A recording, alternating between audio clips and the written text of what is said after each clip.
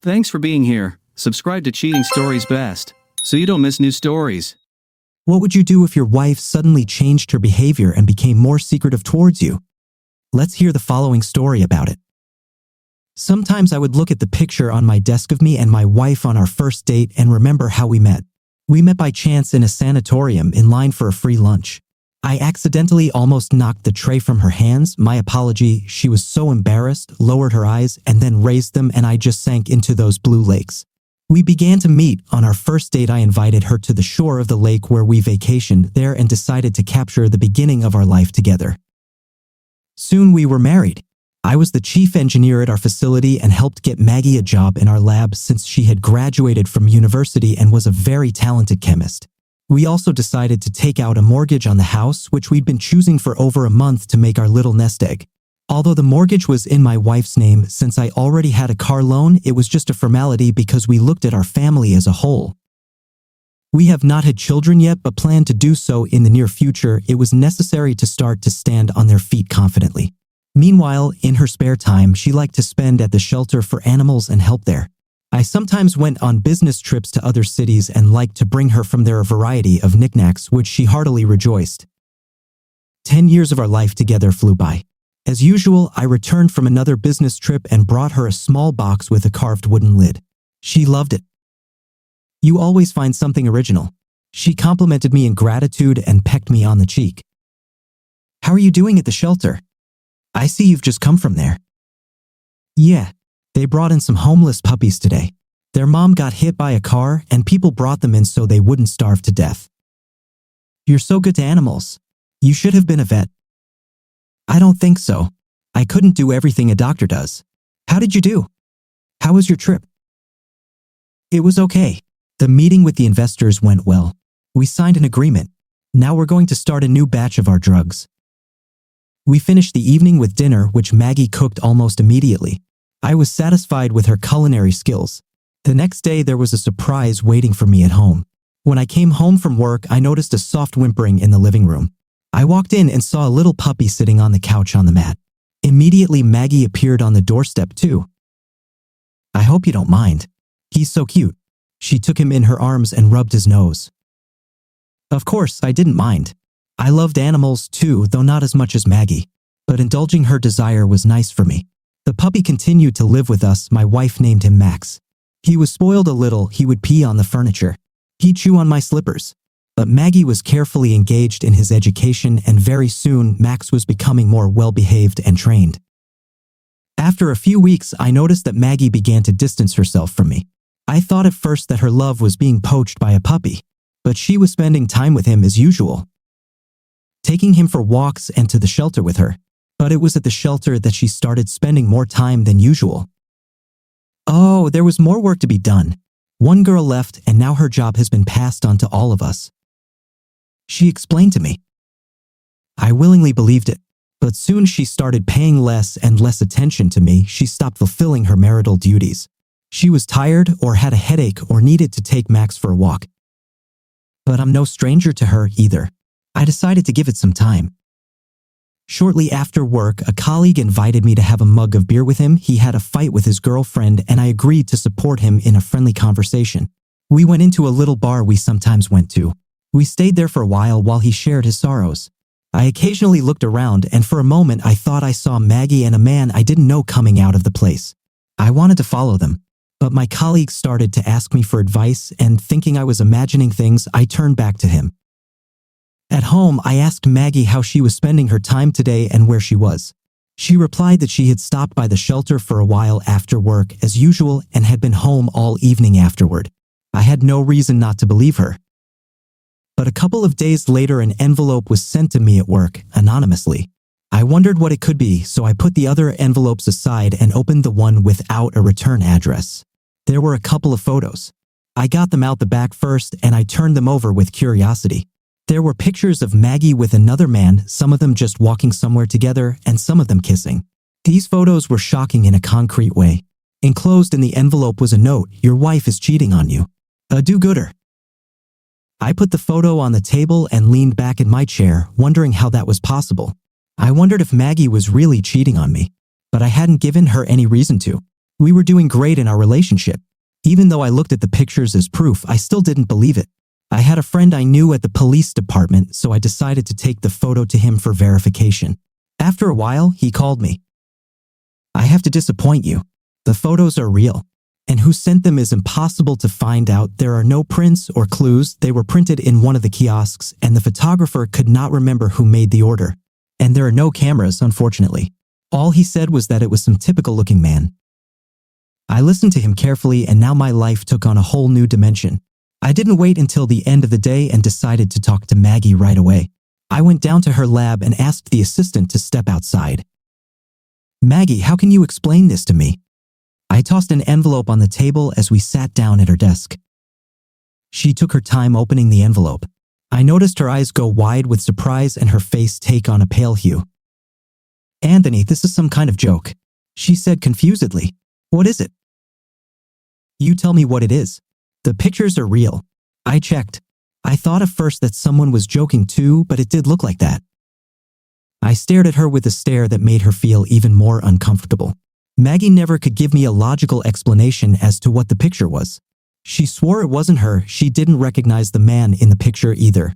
In all the years we had lived together, she had never once given me a reason to doubt her fidelity, and I needed to make the right decision in this situation. After leaving her photo, I went back to my office. For a moment, I wanted to believe that this was really someone else's ridiculous joke. But who needed it? I couldn't leave it at that, so after a brief moment's thought, I called a friend from the police to ask him to follow my wife around for a while. At home, Maggie greeted me with a scandal. She came at me with questions about the show, the picture, and how I could doubt her. I could not stand it and fought with her. It was the first major scandal in our family in years. I ended up leaving the house, slamming the door, and going for a wander outside to calm down a bit. I came back when Maggie was already asleep. I sat down on the couch in the living room and looked at the pictures again. I woke up in the morning on the same couch. Unnoticed to myself, I had fallen asleep there yesterday. I noticed that Maggie was already packed, and not just packed, she was heading for the exit with her suitcase and her puppy on a leash. Where are you going? I was a little confused as to what was going on. Where to? Far away from here. I'm staying with a friend. I can't stand the fact that you believe some pictures and not me. Wait a minute. What are you thinking? What friend? But she didn't say anything specific and walked on toward the exit. I jumped up and quickly walked up to her, taking her hand. Let me go, you're hurting me, she cried out. You're not going anywhere. What kind of fantasy is that? Or is there someone else? Are you going to see him? Yes? Maggie freaked out and pushed the suitcase away. You're just a lunatic, she grumbled and walked out the door. Max needs a walk, she said one last time. I didn't see that coming. I called my cop friend at work to see if he could find out anything. Tom didn't give me any concrete results yet, but he did say that they had seen Maggie get very close to the vet at the shelter she sometimes visited. My suspicions from this information only increased. I decided to talk to her again at the lab, but the security guard at the entrance reported that Maggie had not shown up for work today. I dialed her phone number, but it was disconnected. This situation worried me greatly. I asked my supervisor to leave and went home. My mind was filled with all kinds of thoughts, including the possibility that something might have happened to her. But it looked like Maggie herself was perfectly fine. I didn't find her at home or her suitcase of belongings. Remembering Tom's words about the vet, I immediately rushed to him. When I arrived, I was met at the gate by the guard on duty with a huge sheepdog. He asked what purpose I had come for. I answered that I wanted to buy a puppy. He believed me and let me in without hesitation. It was noticeably clean inside, but the walls were stinky with animals and the smell was not quite pleasant for me from the street. But that soon passed. I wandered down the corridor, asking one of the workers where to find who I needed. Pretty soon I was in his office. Without knocking, I opened the door abruptly. There sat a rather tall and muscular man, his long hair slung over his shoulders, and I noticed his glasses and beard, from which I recognized him as the man in the photographs. I am listening to you attentively. He looked up at me. I have come to talk about Maggie. About my wife. Oh, Maggie? Yes, she said you might show up. Have a seat. But I didn't feel like making a nice conversation with him. I came closer and bent over the table. Do you have something with her? Answer me. Charles, that was the vet's name, got up from the table, and I noticed that he was clearly taller than I was. He came over and looked me in the face. Yeah, Maggie and I are dating. She's a pretty nice girl. I wanted to punch him, but he skillfully intercepted my punch. Whoa, whoa, whoa, whoa. This isn't the gym for you. I'd advise you to get out of here and out of Maggie's life, too. I couldn't believe this was happening to me. My next attempts to talk to him went nowhere. He easily twisted my arm behind my back and led me out of the building. There was nothing more I could do in this position. When I returned to work, I asked if Maggie had shown up for work. Having again received a negative answer, I tried to call her again, but to no avail. A few hours later, Tom called me and gave me the sad news that he had seen Maggie go into the vet's house with her belongings. He also confirmed that he had seen them in a rather intimate relationship. Looks like Maggie left me after all. But why didn't she just talk to me?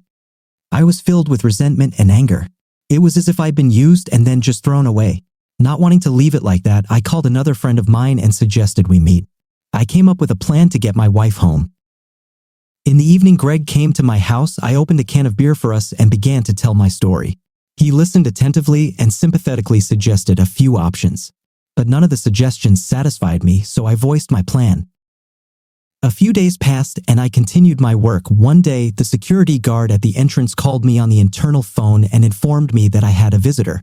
When he described his appearance, I realized who it was and asked to be let through. At the same time, I also asked him to be somewhere nearby, just in case. Soon the door of my office opened and Charles crossed the threshold. He came in with a disgruntled expression on his face and without saying hello immediately sat down in the chair in front of me. "What do you want?" I asked. "I came to talk.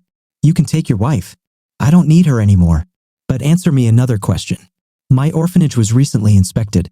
You don't know anything about that?" "How would I know? You made it clear to me that I'm not allowed in there." I knew what he was talking about, but I couldn't show him my cards. "And tonight, someone broke in and let all the animals out and now they're running all over town. Have you come to ask for help catching them?" I sneered. "Don't pretend you don't know. I know you had something to do with it. You're getting revenge on your wife, aren't you? Well, you did it, but don't think I'm going to let it go." He got up from his chair and was about to leave. "By the way, I sent you those pictures of me and Maggie." I continued to stare at him indifferently until he left the office. I was glad that he didn't start a fight here, though I was ready for that.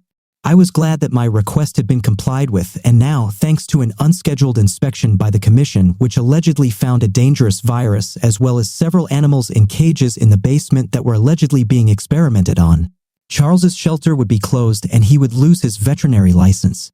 In addition, he is still awaiting police questioning. I smiled as he closed the door on the other side and called a friend to thank him. When I returned home, I found the familiar leash hanging on the coat rack, and soon the dog himself came running up to me to say hello. I scratched his withers and went into the house. I found Maggie crying in the kitchen. She was sitting at the table, covering her face with her hands. "Oh, what people? Is the prodigal wife back? Did you have a good time?" I started the conversation in a sassy tone. After what she had done, my feelings for her had faded. I no longer felt the same tenderness for her as I had before, for she had betrayed me so much. But Maggie didn't answer my questions, only mumbled something about a tube of cream she had recently bought. I couldn't make out her mumbling, so I sat down next to her.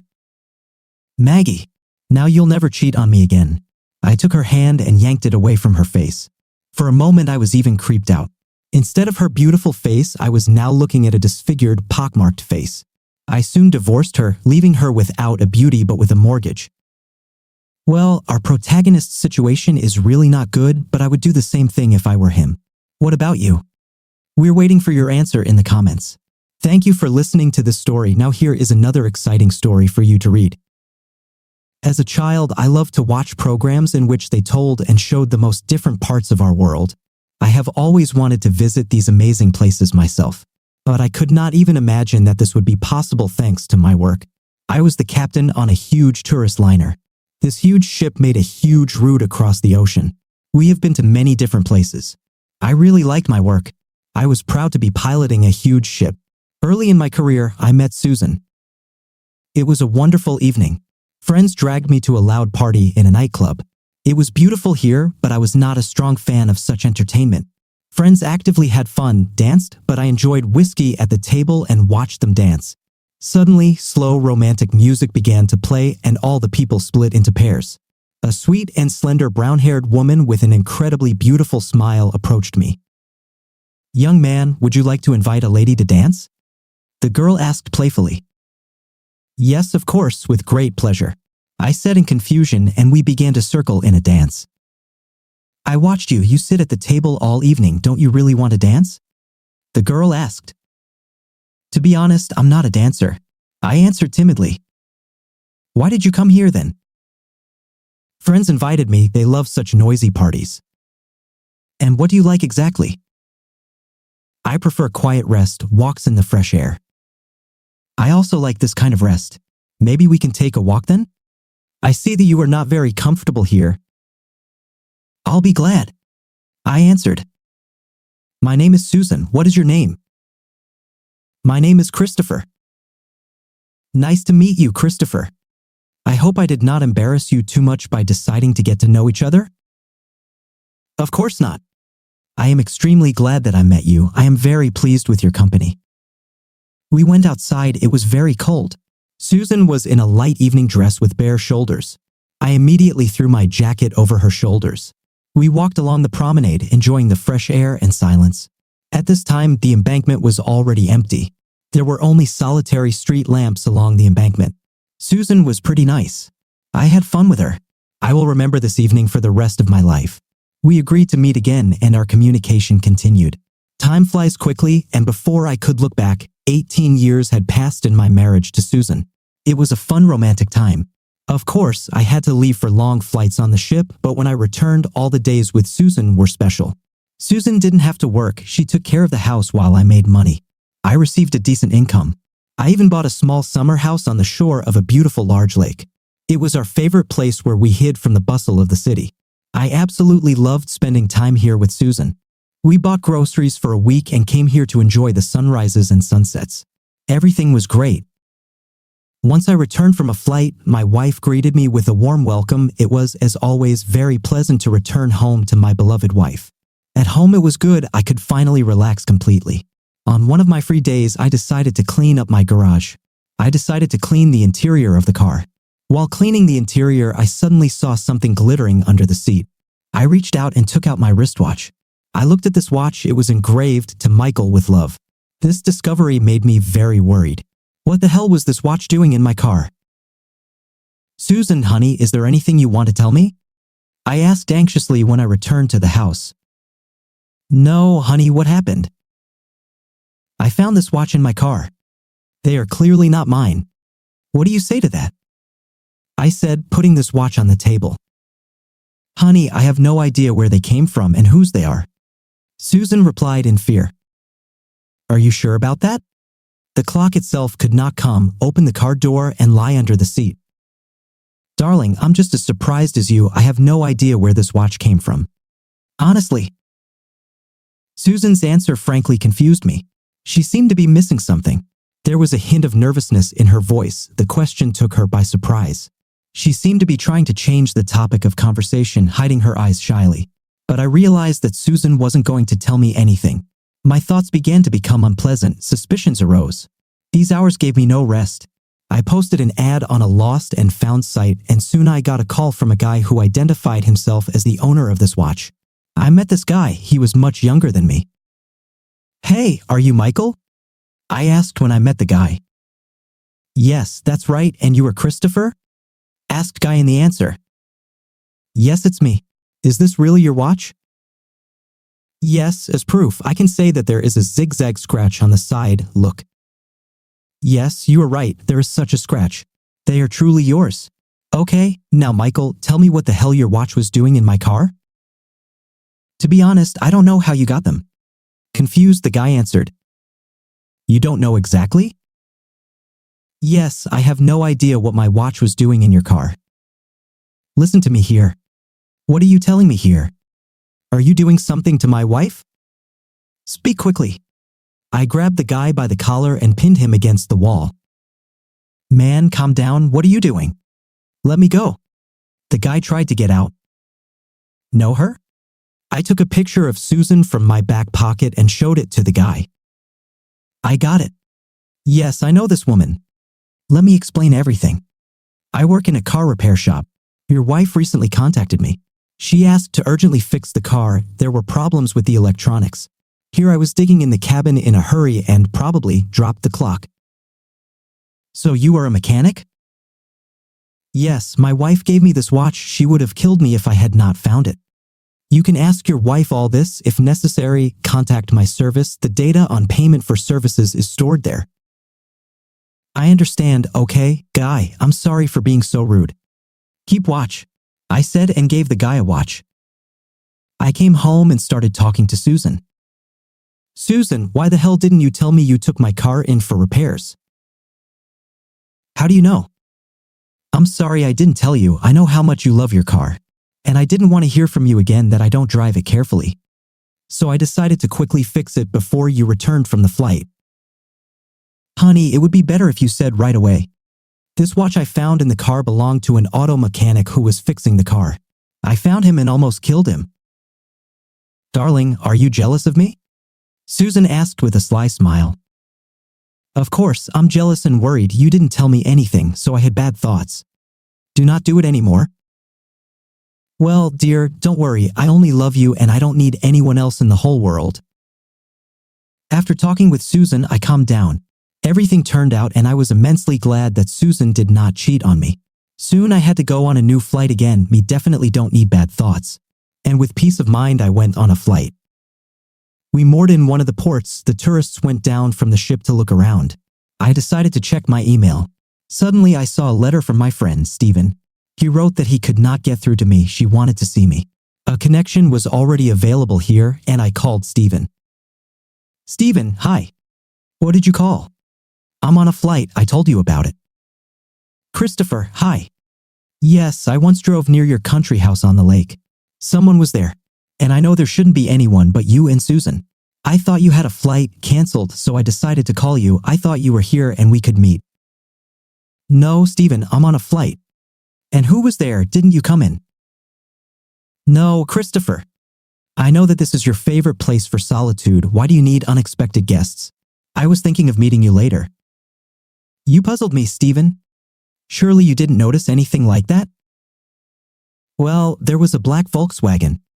Of course, I didn't see such a car with you, but maybe you bought another car, so you didn't attach any importance.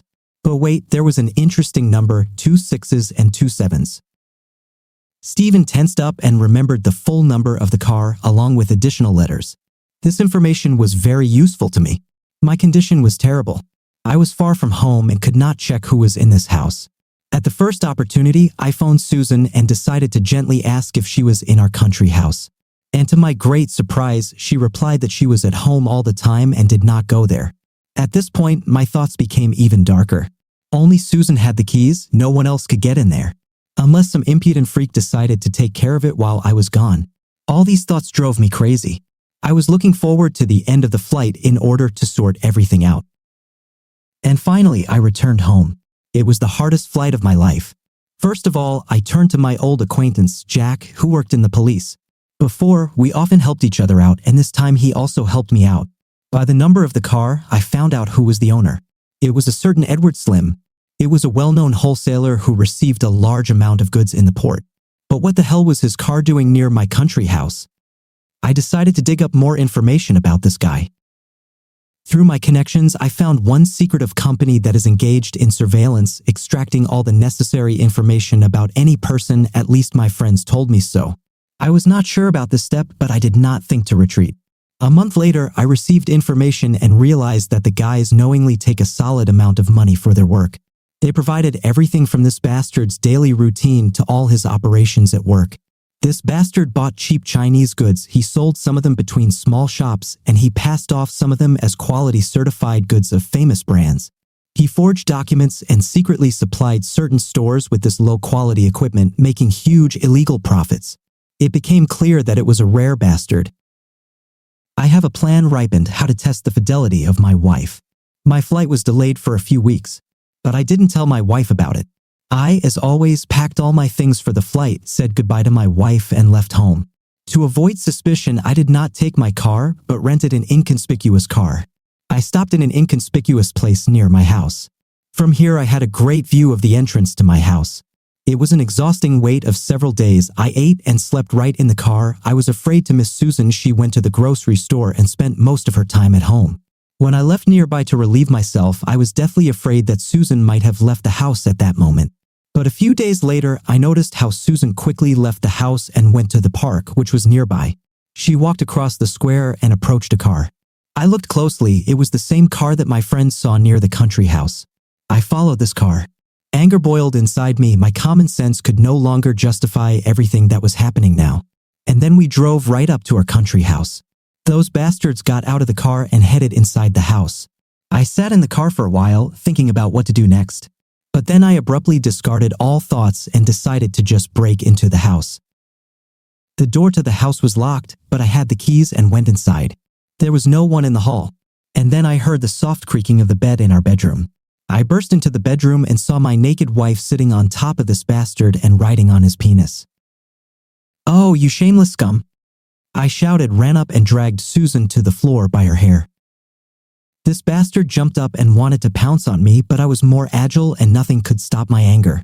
I hit the bastard in the face with all my might, and then he grabbed a chair and smashed it on his back. "Get it, bitch. Now you will find out what happens to those who fuck other people's wives." "Man, wait, don't. Calm down, let's talk. We can solve everything," frightened yelled Edward. "Shut up," I shouted and kicked the bastard in the jaw. "Do you even know who I am?" "Yes, you're covered, even if you're her husband." Spitting out teeth with blood began to threaten Edward. "What? Are you still going to threaten me? Who told you that you would live to see the evening?" I said and punched Edward in the chest again. Edward lay on the floor covered in blood and coughing. "Well, bitch, how could you? This was our place with you." "I'm sorry, Christopher, I'm sorry." Susan held in tears. "No, bastards, I'm not going to forgive this," I said and tightly tied the legs of both. Then I ran out into the street, grabbed a cable that lay in a moored boat near the house. I tied one end to the boat and the other end I tied to the feet of those bastards. "Now let's ride," I shouted and started the engine in my boat. I yanked these bastards right out of the house, stretched it across the yard and pulled it into the water. Then I revved up and accelerated. These bastards began to be beaten by the waves. They choked with water. Of course, I didn't intend to drown them and I didn't think to beat off their kidneys either. Therefore, this walk was not too long. I abruptly turned the boat around and these exhausted bastards flew naked to the shore. "Well, bitches, you will know how to lead me by the nose. You, Susan, will return to your miserable life. Now you yourself will try to work. So from now on your life will change dramatically. Better not come home, otherwise I will burn you along with all your things. And you bastard, still know what I'm capable of." I shouted, cut the rope and sailed away on the boat towards the house. For some reason, I didn't feel sad. Lucky revenge and a fresh breeze from the waves that my boat was breaking gave me confidence in my happy future without a lying bitch who looked into my eyes and swore in love. I handed over all the dirt that I found to my friend from the police. This also helped him get a new rank as a major criminal scheme was uncovered. Edward was put in jail for a long time, and I divorced Susan, leaving her nothing. She was left with a bare ass. I sold the country house. It no longer brought me joy, but only reminded me of treason and meanness. With the proceeds, I bought myself a luxurious sports car, in which I now often like to race towards the horizon, towards a new happy life. What do you think of this story? Would you do the same, or could you let it go? Dear viewers, thank you for staying with us and supporting our channel. See you again.